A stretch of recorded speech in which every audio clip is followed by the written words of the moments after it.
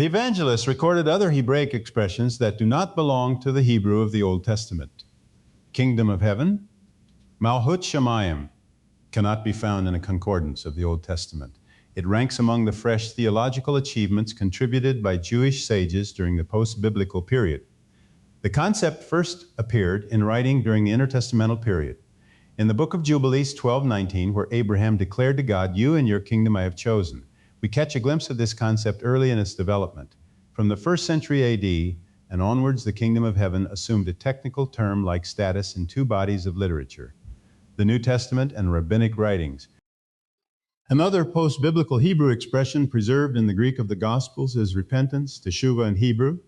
The Hebrew noun Teshuvah, which comes from the verb shav, to return, appears in the Old Testament, but with the meanings of his return to Ramah, at the return of the year, and a return or answer to a question. Teshuvah came to mean repentance only in the post-biblical Mishnaic period. Two more examples of post-biblical Hebrew idioms are found in Matthew chapter 16:16 and chapter 26:64. The first is the rabbinic expression binding and loosing. The second represents an attempt on the part of pious Jews not to violate Exodus 27, which warns a person not to take the Lord's name in vain. In Jesus' day, there were various ways to speak about God without using his name, which apparently had been revealed to Moses at the burning bush.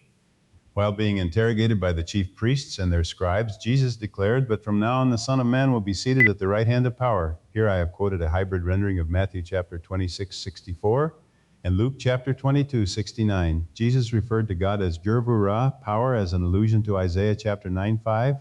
To avoid using the divine name, the Tetragrammaton, notice how Luke smoothed out this Hebraism by writing the power of God. That certainly made better sense to a native Greek speaker. The soft nuance of balei in the kingdom of heaven, Teshuvah, repentance, and the title Gevurah all stand as excellent candidates for Mishnaic Hebrew expressions embedded in the Greek of the Synoptic Gospels. These examples and others tilt the scales in favor of postulating the existence of a Hebrew document that formed the basis of the Synoptic tradition. Suggesting that these Mishnaic Hebraisms are Septuagintalisms is to adopt the more difficult explanation.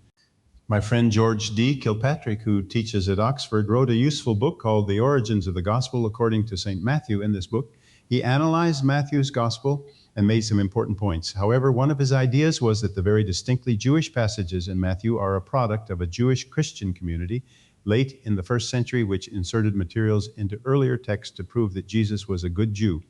This process he called rejudaization. I must say that the arguments for this process are not very impressive.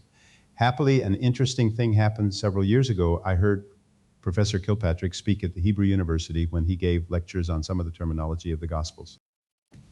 As I listened to him, I thought that he was saying something quite unlike what he had written in his book.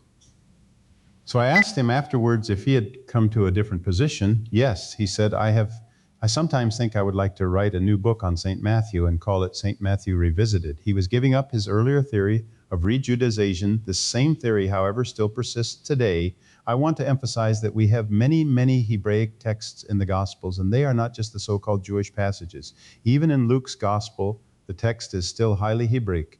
What we have, especially in Matthew and Luke, are marvelous ancient Greek texts beautifully preserved as largely accurate translations of the original Hebrew story of Jesus. Thus, we can unhesitatingly maintain that this material is on the whole both authentic and dependable.